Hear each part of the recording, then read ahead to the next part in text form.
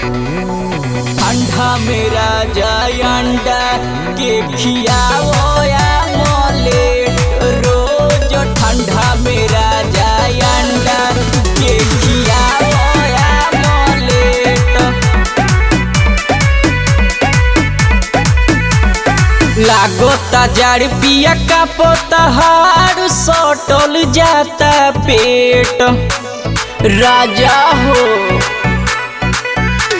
लागोता जड़ पिया का पोतहार सटल जाता पेट, रोज ठंडा मेरा जाय अंडा के खियाओ या मलेट, रोज ठंडा मेरा जाय अंडा के खियाओ या मलेट।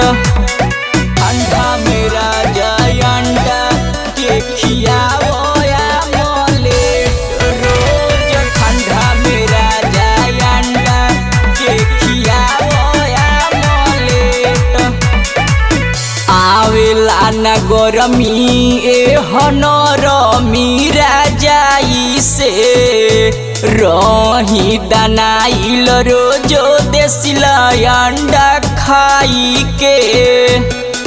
ए जी सुनी ना, आवेला न गरमी एहन रमी राजाई से, रही दनाइल रोजो देसिला अंडा खाई के।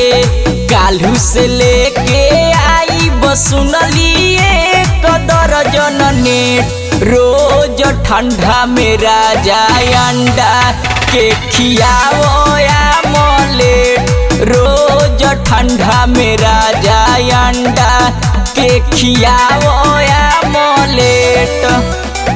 ठंडा मेरा जाय अंडा के खियाओ या मलेट, रोज ठंडा मेरा जाय अंडा के खियाओ या मलेट। तो बेरा जमा जाई बात हमार मानो, बुझतनी दुख हमार बबलू बालवानो, बबलू बालवानो। तबे राजमा जाई बात हमार मानो, बुझतनी दुख हमरो बबलू बालवानो। तबे खुली नितेश घरवा के आई बत गेट, रोज ठंडा मेरा जाय अंडा के खियाओ या मलेट, रोज ठंडा मेरा जाय अंडा के खियाओ या